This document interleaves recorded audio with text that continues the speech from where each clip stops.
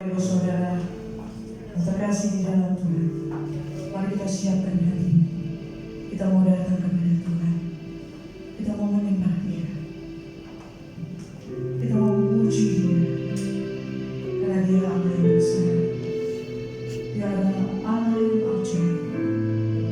Mari kita bangkit lagi. Kita mau katakan, aku memuji kebesaran.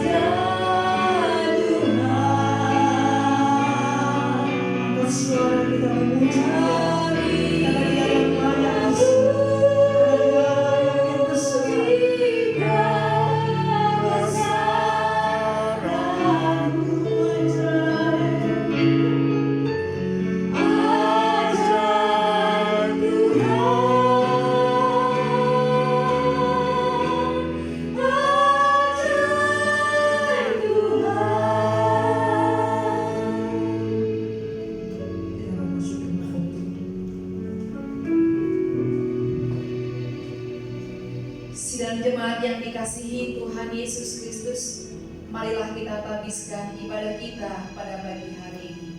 Pertolongan bagi kita adalah di dalam nama Tuhan yang menciptakan langit dan bumi, yang tidak pernah meninggalkan perbuatan tangannya dari dahulu, sekarang sampai selama-lamanya.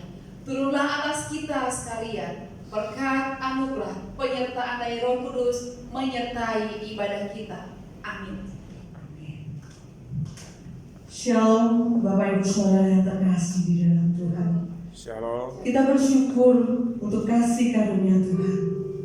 Kita masih boleh bersama-sama merayakan hari yang baru, hari kebangkitan Tuhan Yesus. Mungkin dalam kondisi yang tidak memungkinkan saat ini, dalam kondisi, dalam pergumulan yang begitu berat. Tapi saya percaya saudara, kita tidak bergumul sendiri. 2000 tahun yang lalu, Tuhan Yesus juga bergumul di Taman Getsemani. Dia berdoa, dia berbicara kepada Bapa di sorga untuk setiap kita. Mari kita semuanya mau serahkan semua pergumulan kita, kondisi kita pada saat ini, kita mau serahkan di dalam tangan Tuhan. Karena dalam Ulangan 31 ayat 8, Tuhan Yesus berkata, sebab Tuhan, Dia sendiri akan berjalan di depanmu, Dia sendiri akan menyertai engkau. Dia tidak akan membiarkan engkau dan tidak akan meninggalkan engkau. Janganlah takut dan janganlah patah hati. Bapak Ibu Saudara terkasih di dalam Tuhan, Tuhan sendiri yang berjalan di depan kita. Berarti Dia tahu segala yang terjadi di depan kita, jauh melebihi dari yang kita tahu. Hari ini, melalui karya salibnya, Tuhan mau pulihkan kita. Tuhan mau sembuhkan kita. Tuhan mau berkati kita. Mari kita mau bersama-sama bersyukur untuk karya salib Tuhan.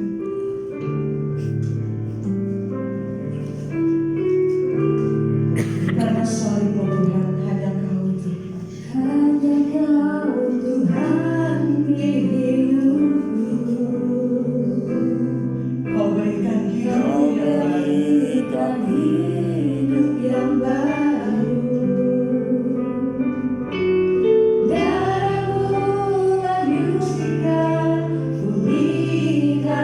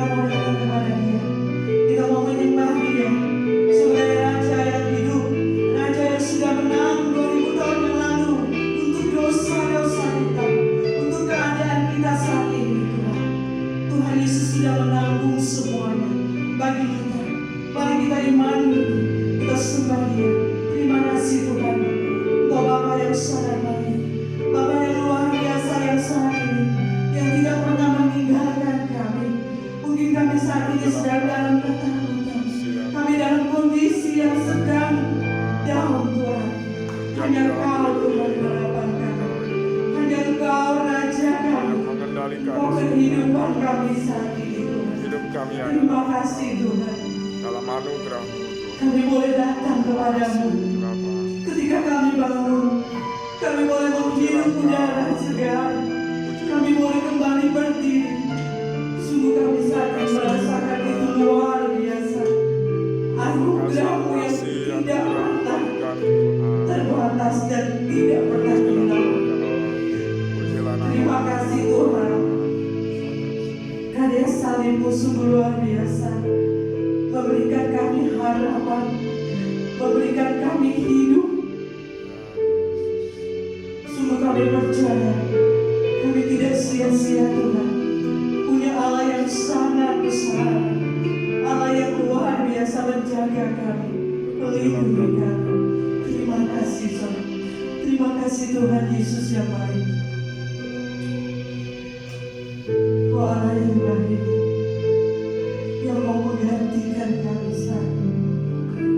Jangan tinggalkan kami Tuhan.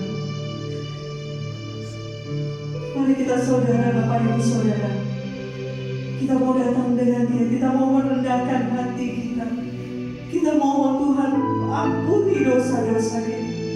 Kita mohon Tuhan ampuni semua kesalahan kita yang selama ini kita mungkin terlena dengan dosa-dosa. Kita sudah mengecewakan Tuhan.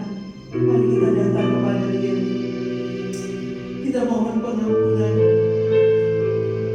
Bapa yang di surga, kami datang kepada-Mu. Kami mohon pengampunan dosa-dosa kami. Dosa kami yang seringkali kami melupakan Tuhan. Kami melewati masa-masa kami ketika kami masih bebas untuk melayani, ketika kami bebas untuk datang kepada-Mu. Kami seringkali mengecewakan Tuhan.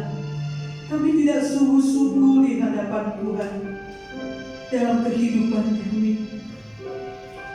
Mungkin kami masih mengikuti keegoisan kami. Kami masih mengikuti pikiran kami. Kami mau masih menang sendiri. Kami mau masih marah, kecewa dari semuanya. Saat ini Tuhan, bukti kasih-Mu sungguh luar biasa. Kami harus mengikuti teladan Engkau. Engkau tidak marah ketika Engkau dicaci maki. Engkau tidak marah ketika Engkau diludahi. Bapa, ajar kami merendahkan hati kami. Ampuni kami selama ini Tuhan. Kasihani kami. Terima kasih Tuhan. Kau Bapa pengampun, Bapa pengasih. Salib-Mu Tuhan sungguh memberikan pengharapan. Karena salib-Mu Tuhan sungguh membebaskan kami.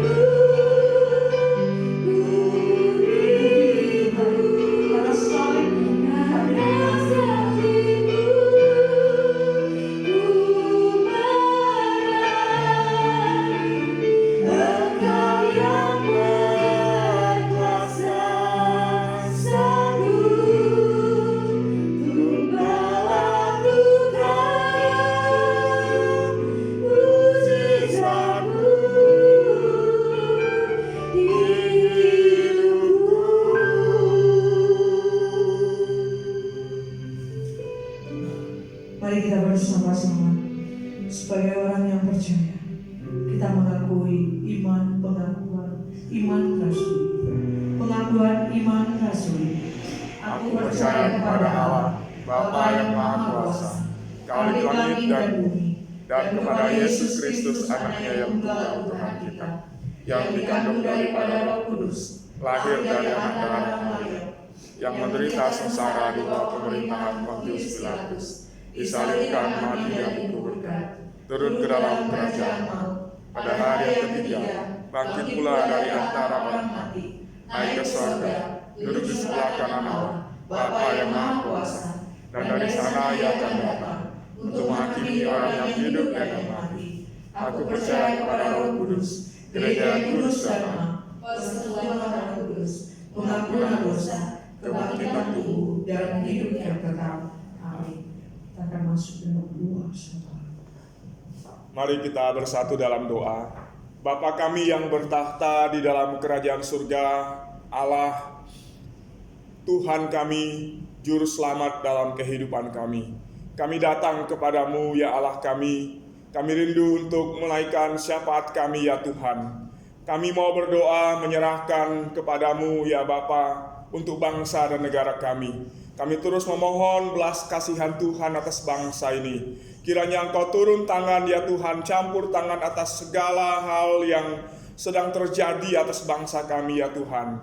Khususnya persoalan yang disebabkan oleh karena wabah corona, demikian juga dengan krisis ekonomi yang berdampak karena wabah ini ya Tuhan. Kami mohon Engkau menolong ya Bapa. Pemerintah yang ada, biarlah kiranya Tuhan memberikan hikmat bijaksana kepada mereka, untuk mereka boleh menjalankan langkah-langkah yang tepat, yang bijaksana, untuk mengatasi berbagai persoalan yang disebabkan oleh karena virus corona ini ya Tuhan. Sehingga setiap daerah boleh menangani wabah ini dengan baik, dengan tepat, sehingga penyebarannya dapat dihambat dan tidak berkembang lagi ya Tuhan. Kami mohon Tuhan juga campur tangan untuk tim medis yang sekarang sedang bekerja dengan begitu luar biasa, dengan sepenuh hati, dengan segenap kekuatan mereka untuk merawat setiap pasien yang sudah terjangkit oleh karena virus ini. Tuhan, jagailah mereka, lindungilah mereka ya Tuhan. Keluarga mereka kiranya di dalam naungan Tuhan, sehingga semuanya mereka yang mengambil bagian di dalam perawatan terhadap pasien corona ini, sungguh semuanya boleh aman dan dalam keadaan yang baik dan sehat ya Tuhan. Kami mohon juga kepadamu ya Bapa, Engkau yang juga menolong untuk segenap warga masyarakat yang ada di Indonesia ini, supaya semuanya boleh bergandengan tangan bersama untuk menangkal dan juga untuk mengatasi penyebaran dari virus corona ini, khususnya di dalam waktu yang sekarang ini ya Tuhan, di mana mereka yang beragama Muslim sedang akan melaksanakan ibadah puasa. Dan itu juga ada beberapa di antara mereka yang rindu untuk pulang ke kampung halaman. Tapi kiranya Tuhan tolong mereka untuk bisa menahan diri, sehingga mereka tidak pulang ke tempat mereka masing-masing ya Tuhan, tapi tinggal di kota, di daerah di mana mereka berada sekarang. Karena itu adalah langkah yang bijaksana untuk dapat mengatasi penyebaran dari virus corona ini. Ya Bapa, mohon Engkau menolong, Engkau campur tangan atas keadaan dari bangsa kami ya Tuhan. Biarlah kiranya Tuhan pulihkan kembali keadaan bangsa kami ya Bapa. Terima kasih ya Tuhan, terima kasih. Kami juga berdoa menyerahkan gerejamu, seluruh jemaatmu kepadamu ya Tuhan. Biarlah kiranya Engkau yang menolong, Engkau juga terus yang menjagai anak-anak-Mu ya Bapa, supaya kiranya jemaat Tuhan, keluarga lepas keluarga, sungguh di dalam naungan Tuhan, di dalam perlindungan daripada Tuhan. Sehingga walaupun di sekeliling kami ada wabah, tapi kiranya tangan Tuhan menopang dan menjagai, sehingga menjauhkan virus ini dari umat-Mu ya Tuhan. Keluarga lepas keluarga di dalam pergumulan yang sedang dialami sekarang ini, baik itu pergumulan karena kesehatan, ada anggota keluarga yang sedang mengalami sakit. Tuhan, Engkau jamah, Engkau lawatlah anak-anak-Mu di dalam sakit mereka ya Tuhan, dan kami mohon kesembuhan dari Tuhan bagi mereka. Demikian juga jemaat Tuhan yang sekarang ini sedang bergumul karena usaha dan pekerjaan mereka ya Tuhan. Kami berdoa, biarlah Tuhan juga menolong anak-anak-Mu, sehingga di dalam situasi seperti ini pun mereka boleh melihat Tuhan sungguh campur tangan atas kehidupan mereka, sehingga usaha boleh tetap berjalan dan jemaat-Mu boleh terus bekerja mencari nafkah untuk kebutuhan mereka ya Bapa. Ada pergumulan-pergumulan yang lain yang sedang dialami oleh jemaat-Mu di tengah-tengah keluarga. Ya Tuhan, kami mohon Engkau campur tangan di dalam semuanya. Bapa yang baik, kami mohon pertolongan Tuhan bagi kehidupan kami masing-masing. Dan kiranya Tuhan yang memberkati seluruh jemaat-Mu ya Bapa. Demikianlah syafaat kami naikkan kepadamu ya Tuhan. Dan akhirnya kami serahkan seluruh rangkaian ibadah pada hari ini. Mohon Tuhan yang akan menyertai umat-Mu yang sedang beribadah kepadamu di rumah masing-masing ya Tuhan. Terpujilah nama-Mu ya Bapa. Kami bersyukur berterima kasih kepadamu Tuhan. Demi Yesus Kristus Tuhan Allah kami berdoa. Haleluya. Amin. Amin. Mari kita bersama-sama membuka firman Tuhan. Kita akan masuk dalam pembacaan firman Tuhan yang terdapat pada 1 Petrus pasal 2 ayat 18 sampai 25.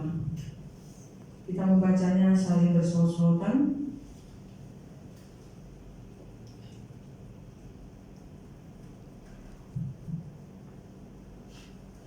Satu Petrus 2 ayat 18. Penderitaan Kristus sebagai teladan. Hai kamu hamba-hamba, tunduklah dengan penuh ketakutan kepada Tuhanmu, bukan saja kepada yang baik dan peramah, tetapi juga kepada yang bengis. Adalah kasih karunia jika seorang karena sadar akan kehendak Allah menanggung penderitaan yang tidak harus dia tanggung.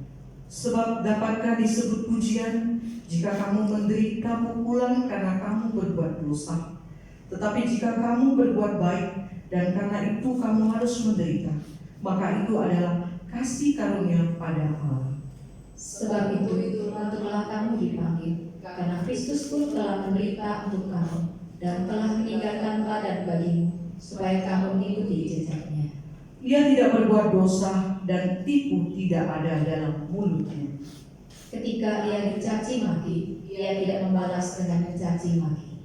Ketika ia menderita, ia tidak mengancam, tetapi ia menyerahkannya kepada Dia yang menghakimi dengan adil. Ia sendiri telah memikul dosa kita di dalam tubuhnya di kayu salib, supaya kita yang telah mati terhadap dosa hidup untuk kebenaran. Oleh bilur-bilurnya kamu telah sembuh. Sebab dahulu kamu sesat seperti domba, tetapi sekarang kamu telah kembali kepada gembala dan pelihara jiwa. Amin. Sedemikian jauh bacaan firman Tuhan. Kita mau persiapkan hati kita untuk mendengarkan kebenaran firman Tuhan dalam kondisi seperti saat ini. Pastikan kita mau setia mengiringi Yesus. Kali ini Yesus bertanya, setiakah kita? Mari kita katakan, saya mau hidup Yesus. Saya mau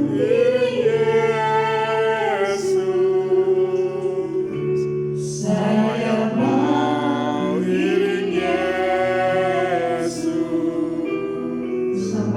sampai selama-lamanya.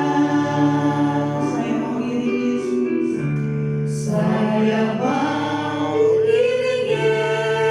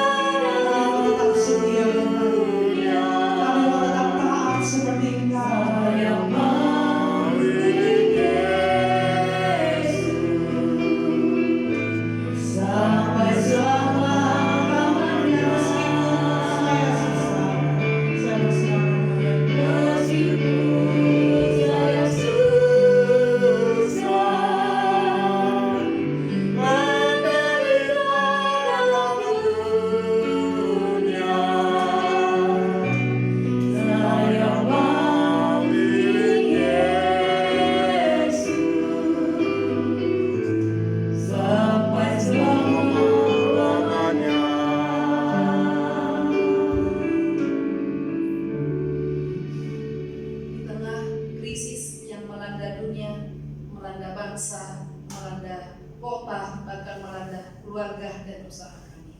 Tidaklah masuk akal untuk kami akan tetap mengiring Engkau ya Tuhan.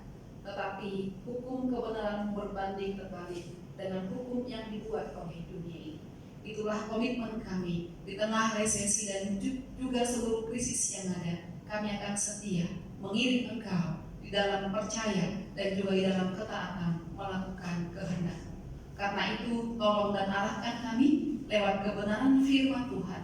Kuasai kami, kuasai jaringan yang kami pakai, kuasai seluruh jemaat di rumah tangga masing-masing, bahkan tiap-tiap orang yang bergabung dalam live kami pada saat ini. Terima kasih Engkau yang mempunyai firman, berfirman bagi kami. Dalam nama Yesus kami berdoa. Amin. Amin. Shalom. Selamat Paskah untuk semua kita yang ada di sini. Tapi juga saya menyapa semua sidang jemaat dan semua teman-teman rekan yang bergabung dalam live ini. Selamat Paskah, Tuhan memberkati. Mari saya ajak kita membaca firman Tuhan dari Yohanes 20 ayat 11 sampai 16. Lalu kita lanjut ayat 19 dan ayat 28 dan 29. Jika sudah dapat, saya akan bacakan bagi kita firman Tuhan ini. Yesus menampakkan diri kepada Maria Magdalena. Tetapi Maria berdiri dekat kubur itu dan menangis. Sambil menangis, ia menjenguk ke dalam kubur itu. Dan tampaklah olehnya dua orang malaikat berpakaian putih, yang seorang duduk di sebelah kepala dan yang lain di sebelah kaki di tempat mayat Yesus terbaring. Kata malaikat-malaikat itu kepadanya, "Ibu, mengapa engkau menangis?" Jawab Maria kepada mereka, "Tuhanku telah diambil orang, dan aku tidak tahu di mana ia diletakkan." Sesudah berkata demikian, ia menoleh ke belakang dan melihat Yesus berdiri di situ, tetapi ia tidak tahu bahwa itu adalah Yesus. Kata Yesus kepadanya, "Ibu, mengapa engkau menangis? Siapakah yang kau cari?" Maria menyangka orang itu adalah penunggu taman. Ia lalu berkata kepadanya, "Tuhan, jikalau Tuhan yang mengambil dia, katakanlah kepadaku di mana Tuhan meletakkan dia, supaya aku dapat mengambilnya." Kata Yesus kepadanya, "Maria." Maria berpaling dan berkata kepadanya dalam bahasa Ibrani, "Rabuni," artinya guru. Ayat 19. Ketika hari sudah malam pada hari pertama minggu itu, berkumpullah murid-murid Yesus di satu tempat dengan pintu-pintu yang terkunci, karena mereka takut kepada orang-orang Yahudi. Pada waktu itu datanglah Yesus dan berdiri tengah-tengah mereka dan berkata, "Damai sejahtera bagi kamu." Ayat 28. Thomas menjawab dia, "Ya Tuhanku dan Allahku." Kata Yesus kepadanya, "Karena engkau telah melihat aku, maka engkau percaya. Berbahagialah mereka yang tidak melihat namun percaya." Sidang jemaat yang dikasihi Tuhan, tema kita yang seperti yang jadi share bagi kita adalah percayalah dan beritakanlah. Pada momen kematian Tuhan Yesus, terjadi kemerosotan dalam 5 lembaga besar yang ada di Yerusalem dan sekitarnya pada waktu itu. Tokoh-tokoh agama dan tokoh-tokohnya mengalami kemerosotan. Politik merosot, militer merosot, lembaga-lembaga hukum merosot, dan juga lembaga masyarakat merosot. Lembaga agama menjadi biang, menjadi provokasi utama yang memprovokasi 4 lembaga lainnya untuk mengacaukan suasana dan untuk menyingkirkan Yesus, bahkan membunuh Yesus pada waktu itu. Saudara yang dikasihi Tuhan, kehadiran Tuhan Yesus dan kasus delik yang diadukan kepadanya kemudian dipolitisasi oleh lembaga politik. Kemudian hukum yang sejatinya bertanggung jawab untuk memberikan keadilan bagi rakyatnya, sekarang hukum tidak bisa diandalkan. Maka Barabas penjahat itu dibebaskan oleh hukum, sementara Yesus yang tidak berdosa dijadikan menjadi tumbal penggantinya. Kekuatan militer yang sejatinya harusnya menjaga keamanan rakyatnya, menjaga hak tiap-tiap orang pada waktu itu, dan pada momen itu politik militer, kekuatan keamanan berbalik untuk memojokkan sebagai alat untuk menyingkirkan, menekan Yesus. Lembaga masyarakat, mereka begitu mudah dibakar, oleh isu provokasi dari tokoh-tokoh agama itu untuk berkata bersama-sama, katakan, salibkan dia. Saudara yang dikasihi Tuhan, ketika tokoh-tokoh agama ini berhasil dengan 4 lembaga lainnya menggabungkan kekuatan mereka untuk menguburkan Yesus, untuk mengarantina Yesus, untuk melockdown Yesus, mereka pikir mereka sudah berhasil. Mereka berhasil menyingkirkan Yesus. Strategi mereka berjalan dengan mulus, dan mereka berpikir mereka tidak punya saingan lagi, mereka tidak punya kompetitor lagi di dalam mereka mencapai setiap keinginan mereka, usaha mereka untuk kepentingan pribadi mereka. Saudara yang dikasihi Tuhan, 5 lembaga ini mengunci kepemimpinan Yesus dalam kubur itu. 5 lembaga ini mengisolasi kepemimpinan Yesus di dalam kubur itu. Dan mereka berpikir pada saat itu, ternyata Yesus bukan siapa-siapa, karena mereka berhasil menguburnya dengan menutup dengan batu yang besar yang susah digulingkan oleh siapapun.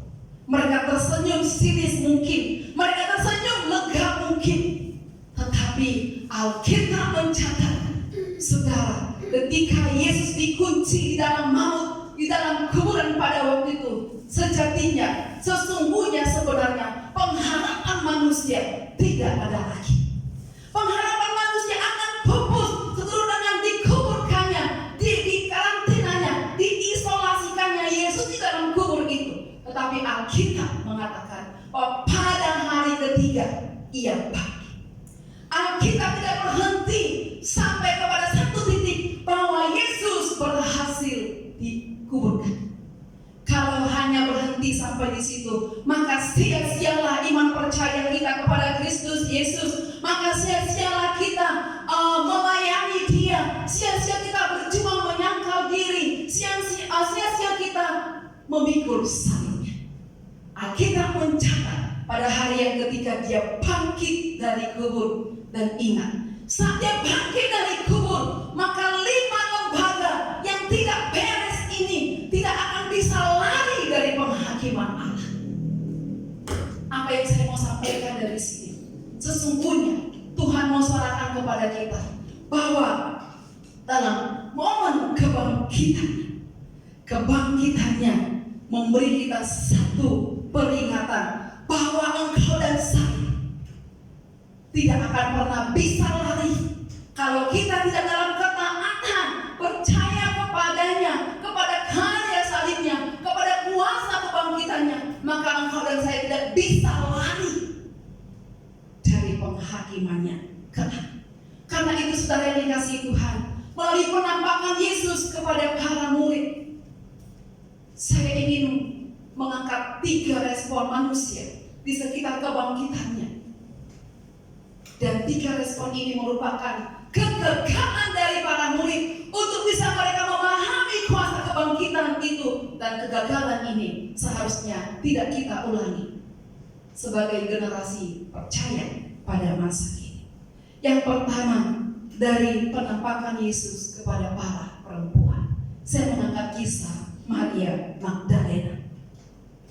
Saudara yang dikasihi Tuhan Yesus Kristus, Maria Magdalena, dari kisah ini saya ingin mengangkat satu hal, bahwa yang pertama respon manusia di sekitar kebangkitan adalah menjadikan persoalan kehilangan mengalihkan iman percayanya kepada Kristus dan mengalihkan misi amanat agung itu yang memberitakan dari hidupnya.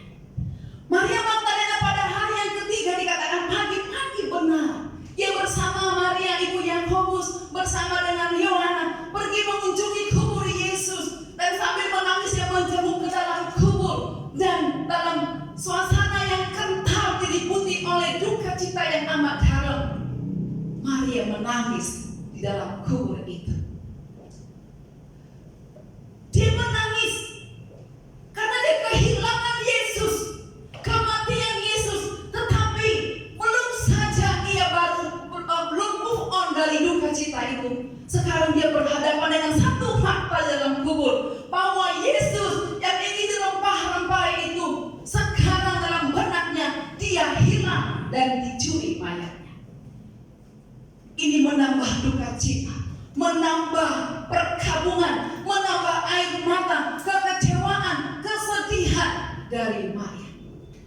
Saudara yang dikasihi oleh Tuhan, sebenarnya lumrah ketika kita kehilangan orang yang kita kasihi, kita menangis dan mengeluarkan air mata. Kita lumrah mengalami kesedihan saat mengalami kehilangan siapapun itu yang berharga, yang penting dalam hidup kita. Tetapi persamaannya akan menjadi sebuah persoalan jika kesedihan, air mata, kekecewaan kita biarkan menjadi tembok pemisah kita dari kasih. Ketika kita membiarkan itu menggerogoti iman, menggerogoti percaya, menggerogoti ketaatan kita kepada Dia. Seperti halnya Maria, perasaan kehilangannya, perasaan kesedihannya, perasaan perkabungan kekecewaannya membawanya kepada satu titik bahwa akhirnya dia mengalami ketumpulan rohani.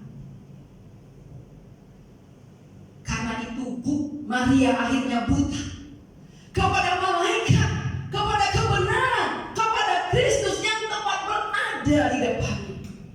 Karena itu kemudian Maria menjadi tuli kepada suara kebenaran yang menggema, yang ada di ruangan yang begitu dekat dengannya. Maria tidak bisa mengenali suara kebenaran yang berkata, "Maria, kenapa engkau menangis?" Maria malah menjawab, "Tuhanku hilang dan aku tidak tahu di mana diletakkan." Kemudian suara kebenaran itu lagi menyapa dia, "Maria, mengapa engkau menangis? Siapa yang engkau cari?" Lagi-lagi Maria tidak bisa mengenali suara itu, melihat suara itu, karena ditumpukan oleh kesedihannya, oleh kekecewaannya. Bahkan dia berkata dan menganggap suara kebenaran itu sebagai penunggu taman dan menuduhnya sebagai pencuri mayat Yesus. Maka dia berkata, "Jika Tuhan mengambil mayat Tuhanku, katakan di mana dia berada." Saudara yang dikasihi Tuhan, karena Maria sudah jauh berimajinasi dalam kehilangannya, maka Yesus menyapa dia dengan satu sentakan. Maka kata Maria, di situ ada tanda seru yang penting, Mari. Satu kata ini, sentakan ini kemudian menyadarkan Maria, dan akhirnya dia berkata, "Iya, Rabuni, guruku."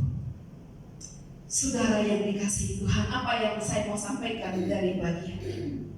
Tatkala perasaan kehilangan menjadi fokus utama kita, maka itu bisa membuat kita mengalami kebutaan rohani, ketumpulan rohani, pendengaran rohani, penglihatan rohani kepada suara kebenaran, kepada Kristus dan kuasa kebangkitannya.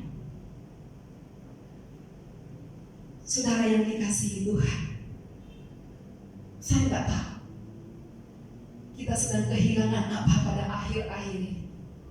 Yang jelas kita kehilangan banyak hal. Mungkin ada di antara kita yang kehilangan pasangan, kehilangan kerabat, kehilangan sahabat, kehilangan harta. Yang saya tahu bahwa anak-anak saya kehilangan masa belajar yang berharga di sekolah. Yang saya tahu umat Tuhan kehilangan masa berkumpul dan beribadah di rumahnya. Yang saya tahu ada banyak jemaat Tuhan, ada banyak masyarakat yang kehilangan kesempatan mengembangkan usahanya. Yang saya tahu ada banyak orang yang kehilangan uang, yang kehilangan gaji, yang kehilangan kesempatan, yang kehilangan mata pencaharian. Mungkin karena di PHK, dipecat, ditutup usahanya dan lain sebagainya.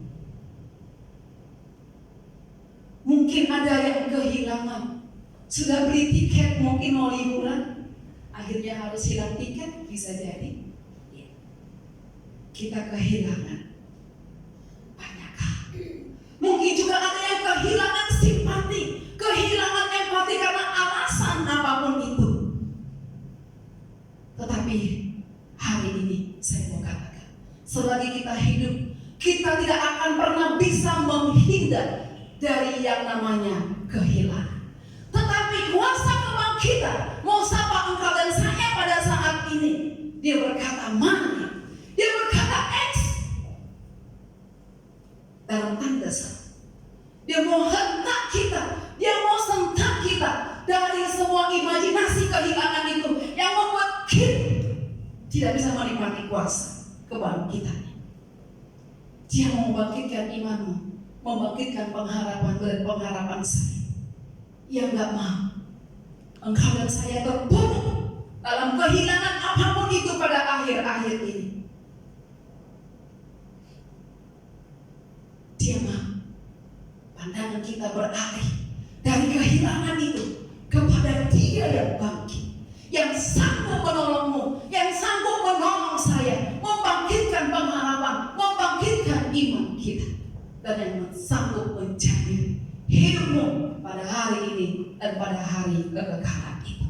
Yang kedua yang ingin saya sampaikan, yang kita tidak boleh ulangi dari respon para murid adalah dari Kisah 11 murid.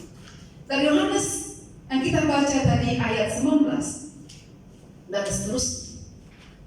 Di hari pertama Tuhan Yesus bangkit, Alkitab mencatat pada malam hari pertama Yesus bangkit, 11 murid berkumpul di suatu tempat dengan pintu-pintu yang terkunci karena mereka takut kepada ancaman Yahudi.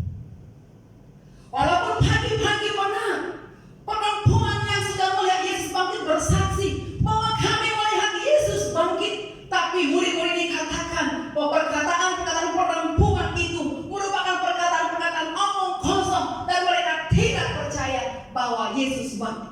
Maka mereka berkumpul dalam ketakutan dalam satu rumah tempat yang Alkitab katakan dalam posisi pintu-pintu yang dikunci. Sama seperti hati mereka yang mereka juga kunci untuk percaya kepada kuasa kebangkitannya. Sama seperti hati mereka yang juga dikunci untuk menaati misi Allah agung itu, untuk memberitakannya bagi banyak orang. Saudara yang dikasihi Tuhan, tapi di tempat yang pintu-pintu terkunci itu, Yesus dalam kuasa yang bangkit itu datang menembus pintu-pintu yang terkunci itu, memberikan salam-salam sejahtera bagi kamu. Salam sejahtera bagi kamu menjadi solusi atas ketakutan, ketegangan yang dialami oleh para murid. Lalu Yesus duduk bersama-sama dengan mereka, bahkan meminta makanan bersama-sama dengan mereka. Dan akhirnya mereka berkira dan percaya kepada kuasa kebangkitan itu. Saudara yang dikasihi Tuhan, ancaman dari orang Yahudi membuat para murid mengisolasi dirinya, membuat mereka mengurung dirinya, membuat mereka mengkarantina dirinya di tempat-tempat yang terkunci. Sebenarnya sama situasinya seperti kita hari-hari ini. Kita takut dengan wabah, tetapi yang menjadi persoalan bukan karena mereka takut kepada ancaman Yahudi, atau kita mungkin juga bisa takut kepada ancaman virus ini, tapi yang menjadi persoalan bahwa dengan mereka mengunci mereka di rumah itu, mereka juga mengunci hati mereka kepada Tuhan. Mereka mengisolasi diri mereka kepada Tuhan. Kuasa kebangkitan ingin sapa kita di tengah-tengah social distancing ini, physical distancing ini. Tuhan tidak mau kita mengisolasi diri kita, hati kita, iman kita, karya kita akan kuasa kebangkitan. Itu yang mau Tuhan sapa bagi kita. Kuasa kebangkitan ingin berkata, jangan kunci hati kepada kemahabesaran karyanya yang sanggup melakukan yang mustahil manusia kerjakan bagi kita? Ancaman apa yang membuat kita hari-hari ini takut? Mungkin rasa aman, keuangan kita takut pemecatan, kita takut kegagalan, kita takut bagaimana menyambung hidup ke depan dengan situasi resesi pada saat ini. Kita takut. Kuasa kebangkitan ingin menyapa engkau dan saya.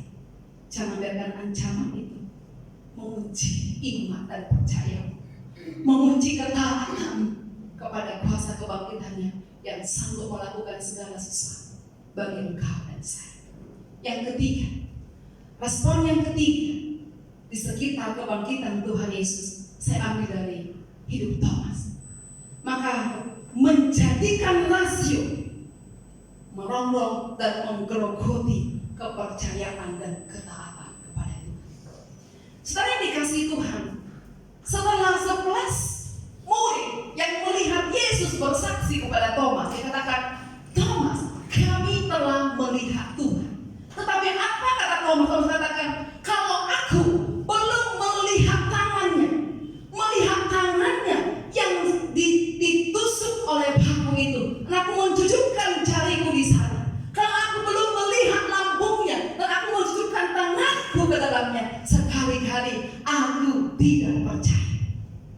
Saudara, dalam kesempatan setelah 8 hari masa kebangkitan, Tuhan Yesus mendatangi murid-murid yang berkumpul di suatu tempat itu lagi.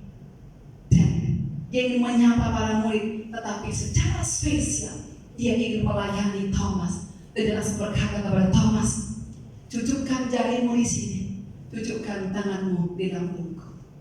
Dan kemudian Thomas katakan, dia mempraktekkannya, katakan, iya Tuhanku dan Allahku. Tapi Tuhan Yesus berkata kepada dia, karena engkau melihat aku, maka engkau percaya. Berbahagialah mereka yang tidak melihat tetapi percaya. Saudara yang dikasihi Tuhan, jangan biarkan rasio kita, logika kita menggerogoti percaya dan ketaatan kita kepada Kristus. Ada waktu 8 hari bagi Thomas untuk percaya kepada kuasa kebangkitan itu. Tetapi dia memutuskan dengan tegas kepada murid, tidak, sekali-kali aku tidak percaya, karena kebangkitan itu melampaui rasio dan logika umumnya. Saudara yang dikasihi Tuhan, Thomas membiarkan rasio dan logikanya memimpin jauh di atas imannya. Bukankah engkau dan saya juga seringkali menempatkan rasio, logika jauh lebih tinggi di atas iman kita? Resesi ekonomi yang mendunia, mungkin kita berkata, bagaimana mungkin usaha saya masih bisa eksis di tengah-tengah resesi, di tengah-tengah krisis yang mengglobal ini? Engkau juga mungkin berkata, bagaimana mungkin saya masih bisa bersyukur kepada Tuhan di tengah-tengah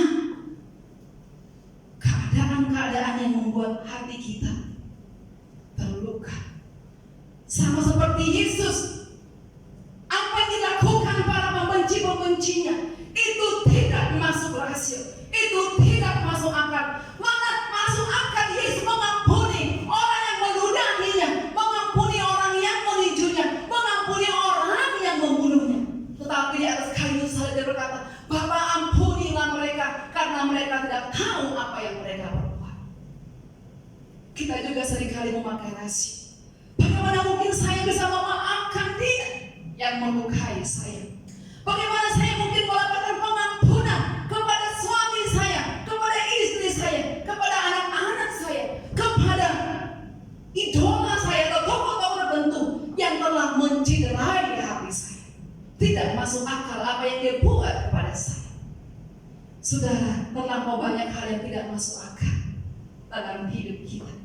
Tapi hari ini Yesus datang menyapa engkau dan menyapa saya. Kita boleh kehilangan segala sesuatu. Kita boleh lebih miskin daripada orang lain. Kita boleh lebih berkurangan daripada orang lain. Tetapi kita masih punya iman dan masih punya percaya, itu cukup. Karena orang percaya hidup oleh iman. Maka kita akan bisa berkata seperti Abraham, sekalipun tidak ada dasar untuk berharap, maka aku akan berharap juga. Sekalipun janji Allah bertentangan dengan sikap kita saat ini, sekalipun janji Allah dalam kuasa kebangkitannya bertentangan dengan situasi ekonomi, situasi kekurangan, pergumulan yang kita alami pada saat ini, tapi masih ada dasar untuk berharap bagi orang yang mau beriman kepada Kristus. Karena itu saudara yang dikasihi Tuhan, kita masih punya dasar untuk berharap kepada Allah yang bisa bangkit dari kematian, yang mengalahkan maut itu, yang menjadikan dari yang tidak ada menjadi ada. Kita masih punya dasar untuk berharap kepadanya. Saudara, Yohanes 10 mengatakan bahwa iblis datang untuk membunuh, mencuri dan membinasakan. Yang akan mencuri ide kita, yang akan membinasakan harapan kita, yang akan membinasakan iman kita, membinasakan kasih kita, mencuri kasih, mencuri sukacita. Dia datang untuk itu. Tetapi Yesus datang dalam kuasa kebangkitannya. Dia datang untuk memberikan kehidupan, menghidupkan pengharapanmu di tengah-tengah persoalan yang tidak mudah pada saat ini, menghidupkan imanmu, menghidupkan kasihmu yang dibelenggu oleh karena apapun itu menjadi terbelenggu, menghidupkan karya kita. Karena itu kejarlah mahkota. Saudara, di akhir khotbah saya mengatakan, Maria telah melihat Tuhan. 11 murid melihat Tuhan, Thomas melihat Tuhan, tapi tidak boleh berhenti sampai di situ. Maka Yesus di akhir pertemuan mereka mengingatkan para murid akan misi aku dari Bapa kepada para murid. Maka Tuhan membuka pikirannya. Para murid tidak boleh hanya berhenti dipercaya saja, tetapi harus mengkaitkan kepercayaan itu dengan kuasa kebangkitannya. Dan kuasa kebangkitannya harus dikaitkan dengan pengutusan Kristus bagi para murid. Saudara, penderitaan, kematian, dan kebangkitan Yesus menyatakan bahwa Dialah Mesias, Sang Juru Selamat dunia ini. Keyakinan dan pemahaman ini sangat penting bagi orang percaya, bagi kita semua, supaya kita menjadi saksi atas semuanya itu. Jadi jelas, Yesus memulihkan iman para murid, memulihkan iman kita supaya pengutusan itu bisa diberikan kepada para murid dan kepada kita.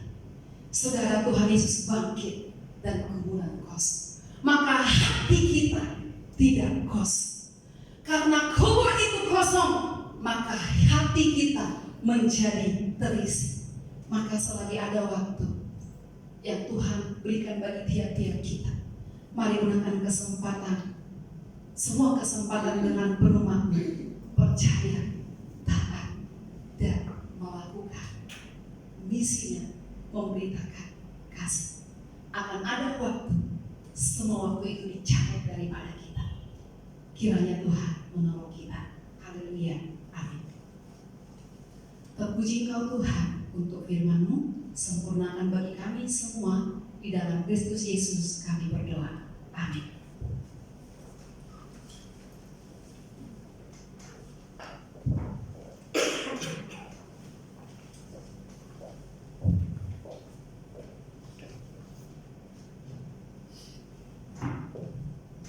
Terima kasih untuk semua yang sudah membawakan firman Tuhan. Kiranya kita boleh terus bersyukur untuk kasih setia Tuhan atas pembebasan bagi kita.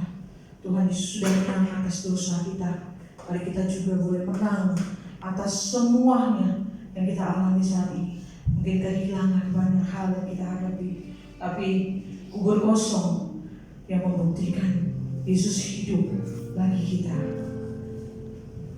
Kita mau memuji Tuhan sambil memberikan persembahan yang terbaik bagi Tuhan, sambil memuji Tuhan anak Allah Yesus namanya.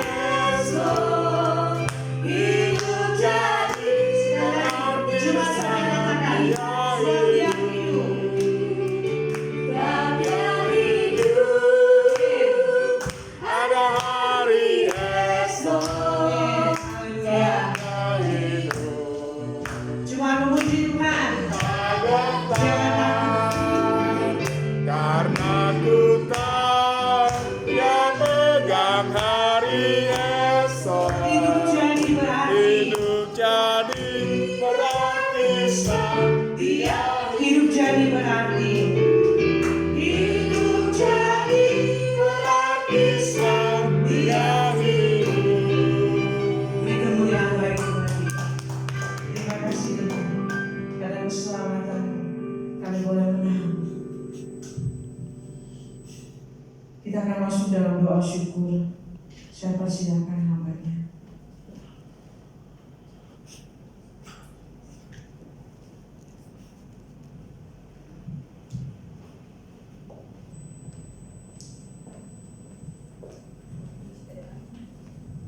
Terima kasih Tuhan Yesus, kami sungguh bersyukur karena pada hari ini kami bisa melakukan ibadah dan kami juga sudah memberikan yang terbaik untuk Tuhan.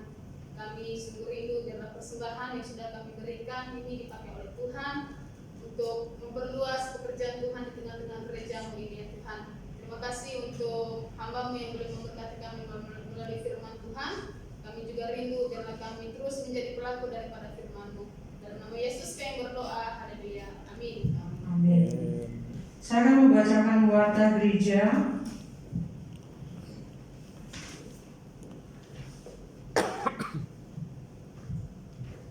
Selamat beribadah untuk semua jemaat di rumah masing-masing Kiranya Tuhan Yesus memberikan penghiburan, kekuatan bagi kita semua. Yang kedua, doa dan konseling. Bagi Bapak Ibu Saudara yang membutuhkan pelayanan dan konseling dapat menghubungi hamba Tuhan.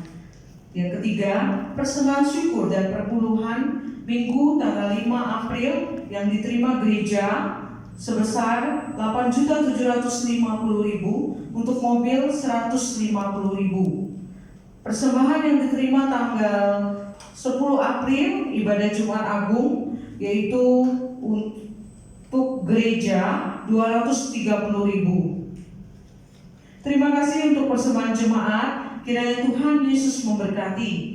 Bagi jemaat yang mau rindu memberikan persembahan, ucapan syukur dapat ditransfer ke rekening Bank Sempurna, Bank BCA, dan OVO yang tertera di warta gereja yang tertera di depan. Bukti transfer harus dikirim ke bendahara melalui HP bendahara. Yang keempat, gereja mengucapkan selamat ulang tahun untuk adik Nelson tanggal 15 April. Kado kekal, umur panjang ada di tangan kanannya, di tangan kirinya kekayaan dan kehormatan. Amsal 3 ayat 16. Selamat ulang tahun, Tuhan Yesus memberkati. Yang kelima, bakti sosial. Puji Tuhan, kegiatan bakti sosial pembagian untuk masyarakat sekitar hari ini mau dijalankan. Mohon doanya kiranya dapat berjalan dengan lancar dan dapat disalurkan kepada orang-orang yang sungguh-sungguh membutuhkan. Mohon doanya sidang jemaat. Yang keenam, pokok-pokok doa. Yang pertama, doakan supaya gereja terus menjadi sarana Tuhan untuk menjangkau jiwa dan mau menyerahkan dan mempercayakan hidup di dalam Tuhan. Doakan pos Lampung, pos Kenten, dan pos Tanah Betutu. Doakan pemulihan mama dari Ibu Leslie. Doakan agar wabah virus corona melanda banyak negara dapat segera diatasi. Doakan untuk bangsa Indonesia agar dalam perlindungan Tuhan, pemerintah dapat tanggap menangani virus ini sehingga dapat cepat selesai. Yang terakhir, berdoa untuk jemaat, majelis dan hamba Tuhan. Doakan agar Tuhan menolong jemaat Gereja Anugerah Kristus dapat tetap setia dan percaya kepada Tuhan, tidak takut dan khawatir menghadapi wabah ini. Doakan agar jemaat tetap setia beribadah dan berdoa walaupun untuk sementara ibadah di gereja dihentikan. Doakan yang terakhir, doa pribadi dan keluarga masing-masing.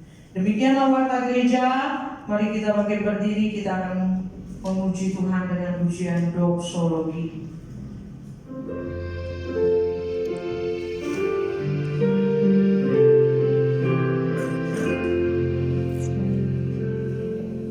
Puji Allah Bapa Putra, puji Allah Roh Kudus, ketiganya yang Esa.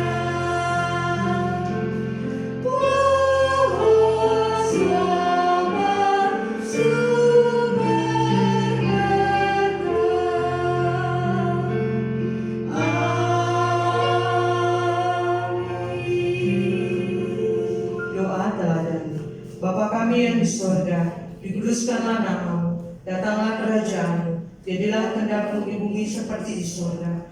Berikanlah kami pada hari ini makanan kami yang secukupnya, dan ampunilah kesalahan kami, seperti kami juga mengampuni orang bersalah kepada kami. Dan jangan membawa kami dalam percobaan, tapi lepaskanlah kami daripada yang jahat. Karena Engkau yang punya kerajaan, dan kuasa, dan kemuliaan, sampai selama-lamanya. Amin. Kita akan menerima doa berkat.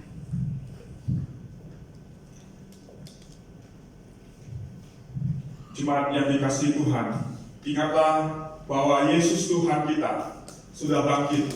Karena itu, taruhlah iman dan pengharapan kita kepada Dia yang telah bangkit, yang telah mengalahkan maut. Dan teruslah percaya bahwa di dalam hidup yang telah dikaruniakan Tuhan kepada kita, Dia akan memberkati dan terus menyertai kehidupan kita. Mari kita arahkan hati, kita menerima berkat dari Tuhan. Tuhan memberkati engkau dan melindungi engkau. Tuhan menyinari engkau dengan wajah-Nya dan memberi engkau kasih karunia. Tuhan menghadapkan wajah-Nya kepadamu dan memberi engkau damai sejahtera dari sekarang sampai selama-lamanya. Amin.